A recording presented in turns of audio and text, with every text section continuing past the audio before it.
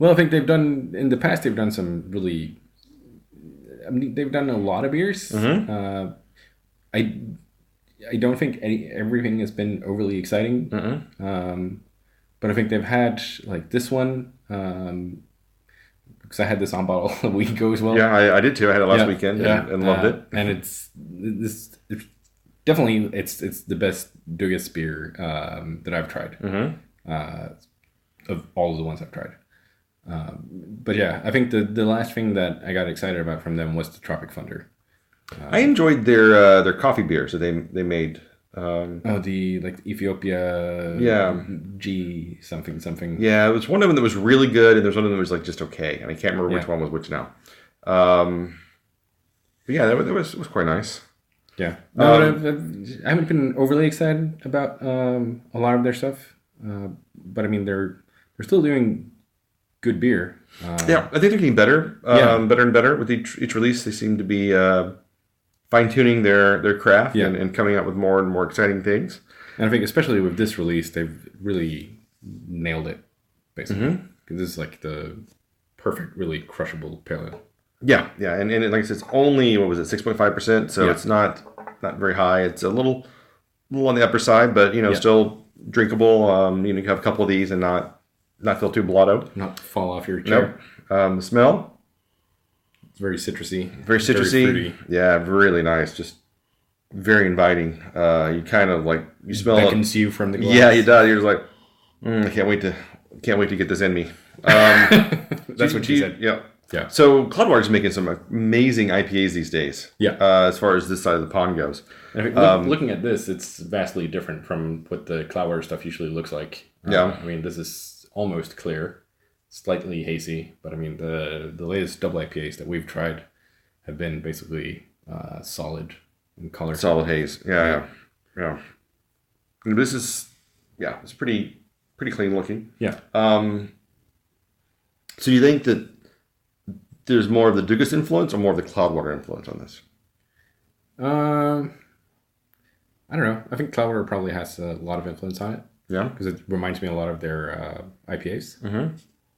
But I mean, I haven't tried that much of Dugas pale beers lately. Yeah, I haven't either. So I can't really say. But I mean, I can definitely tell that there's some Cloudwater in this. Yeah. All right. Well, cheers. Cheers.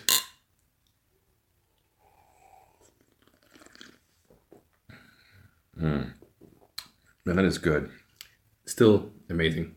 Yeah. I really like the carbonation on this. I think when you agitate it in your mouth, it's like the bubble. It's really subtle bubbles and It's just super smooth. Yeah, it's got kind of a nice tea-ish kind of aftertaste to it. Mm-hmm. I think it's like we said, if this was a regular offering, it's one of those beers you would always have in your fridge. Oh, I would definitely always have this in my fridge. I'm going to be very sad when I don't see it anymore. Yeah. And right now, it's a symbol log at the mango is what everybody ran for. Yeah. I'm like, oh, you guys are fools. I mean, the mango was good, but this is, I think... This is perfect. This is much better. So I'm going to have to try to make sure I get a few more of these before they sell out. Yeah, well, and also you don't want to sit on them too long. So No. You want to drink these while you can. The taste is just clean, refreshing, a nice citrusy, a little bit of hoppiness to it. I really, really like this beer. It's definitely not like super bitter either. No, it's just a super clean and crushable pale ale. Yeah. It's why people love pale ales. Yeah. It's really what it's like. This is what pale ales should be. Yes. Easy to drink, not too high ABV. Nope. And just not overly bitter. Yep. And, I mean, this basically hits the nail on the head on all three of those. So straight across the board. Excellent. Yeah. All right. So what would you rate this one? Probably like a 4.25. Yep, I'm right there with you. I think 4.25 is a perfect score for this. I highly recommend, if you can get your hands on this still, to grab it. Definitely. It is really good. It's a really good beer. All right. Okay. Moving on. All right. So next up, we have something completely opposite. Yes. Whereas the other was kind of a light and fruity pale ale, now we have a Russian Imperial Stout. It smells amazing. Aged in oak rye whiskey barrels. It goes nuclear and sensory overload. Sweet coconut and vanilla gives way to chocolate mocha, followed by sticky toffee and fudge with a hint of spices. Well, you can definitely get some toffee on this. All culminating in a warm rye whiskey finish. Well, so Brewdog's been going through a lot of controversy recently with their The little acquisition. And they've been pretty critical of Other acquisitions. while going through their own. And But I think they haven't made a statement about the Wicked Weed one, I think. have they not? I don't think so. Okay, well, the two acquisitions Not that I've happened seen, pretty at close least. to each other, Yeah. within a few weeks of each other. Yeah. If not even the same week. It may have been like 2 weeks apart or something. Yeah. It was really, really close. The smell on this is So good. I know. Holy crap. So you can definitely get some toffee and caramel on it. Oh, yeah, by far. And, I mean, the whiskey and definitely vanilla is all over this. That is... It smells absolutely freaking amazing. And I think it's warmed up a little bit in the glass here now as well. So we poured in, a little bit before we started recording. I think this is heated up nicely. my only problem with this is got coconut, man. Is there coconut eaten? Yeah. It's just coconut was the first thing it says. It's Oh, really? Yes, if you were listening when I was talking, you would have heard me say sweet coconut and vanilla. Sweet coconut and vanilla. Gives way to chocolate mocha, followed by sticky toffee and fudge. All right, guess we're going to have to pour it then. But we just dumped this. But you were so caught up with the toffee that you... Yeah. Well, you can't really get any coconut on it. Yeah, it definitely doesn't have that smell of suntan lotion that I despise in coconut-flavored beers. So the number of coconut-flavored beers I've had that I've liked, I can count on less than one hand. Cheers. Cheers. I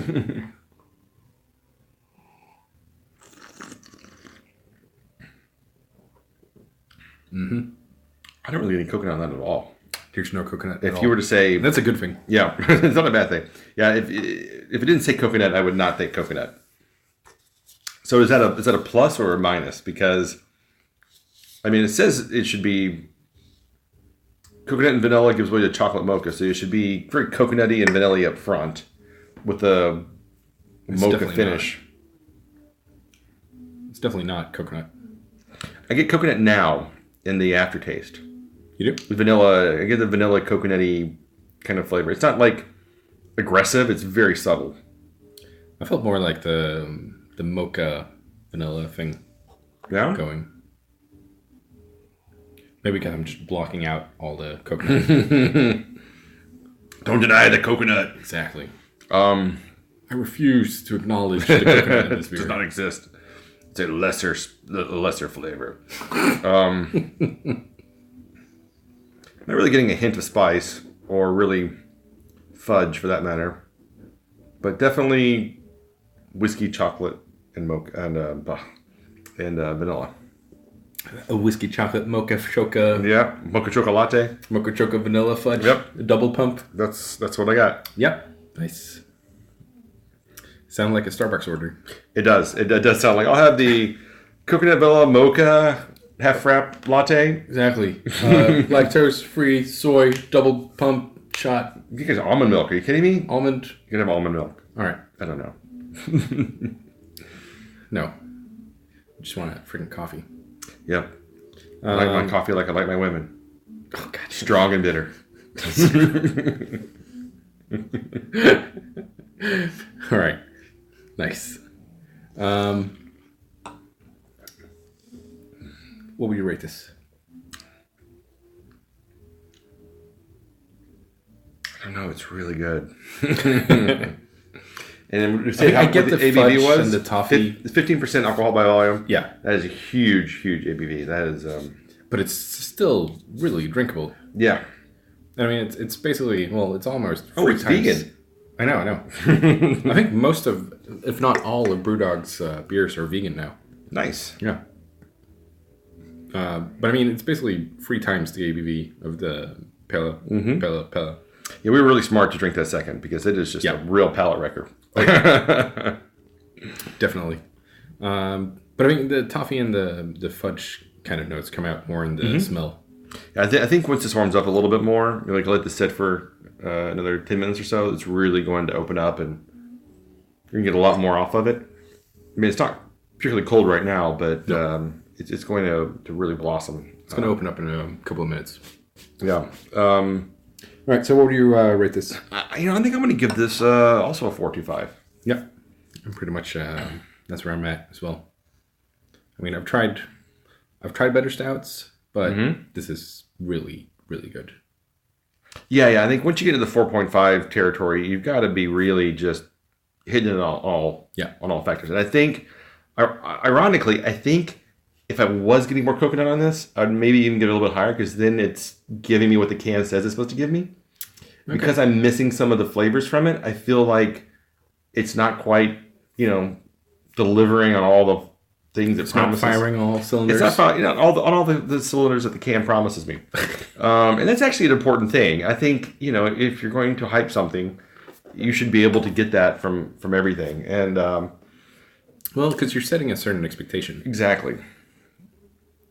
Well, I'm very thankful. It's so fucking good. I know. Well, I'm very thankful it doesn't have that suntan lotion coconut flavor to it. Because that would have pulled the score. Yeah, that would have killed it for me at the same time. But the irony is, it doesn't have the coconut, so therefore I don't think it's as good as it could be, but thankfully it's not the... Over coconut. Yeah, the horrible... Is that... You think you get that from like a coconut extract flavoring, or why do you think sometimes you have that?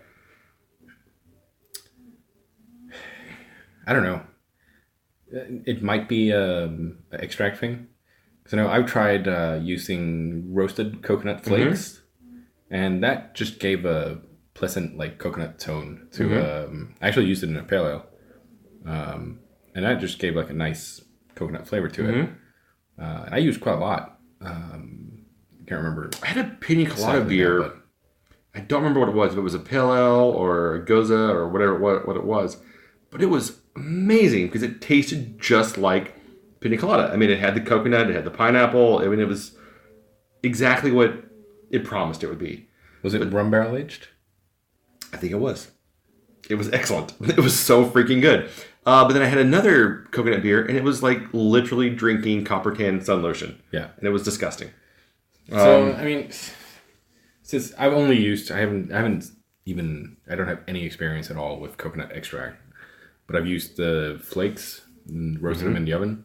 So I think since for me that turned out nice, I'm probably going to say that, well, if you do it that way, then it turns out better than extract. But I think that's also a general rule of thumb. Yeah, if you use the actual thing, you use actual vanilla pods as opposed to vanilla extract. Exactly, vanilla extract just turns.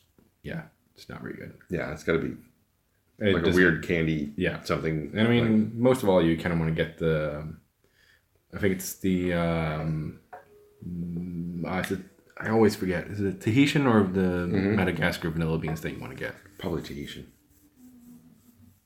Both are good. I know it's the really big ones that you want to get.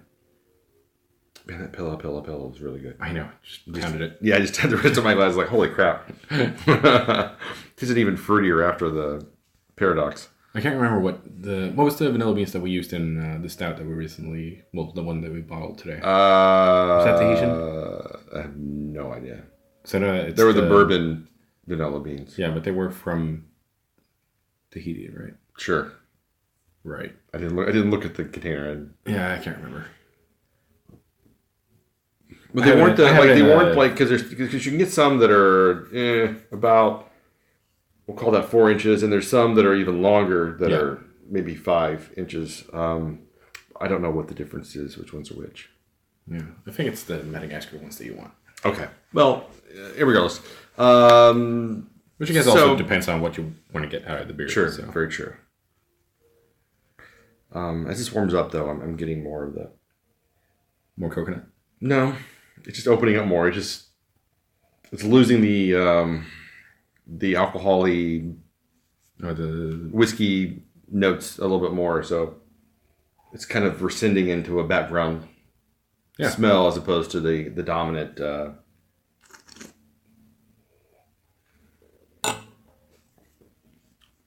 Yeah, it's really, really good. Yep, still 4.25 though. Okay. Yeah, I definitely agree. 425. Yep. Okay. So let's wrap this up. Yeah. Where can you find us? You can find us on Facebook, Instagram, Stitcher, iTunes. What's on tappodcast.com. Exactly. And yeah. Keep drinking. Keep drinking. Until next time. Thanks a lot, guys.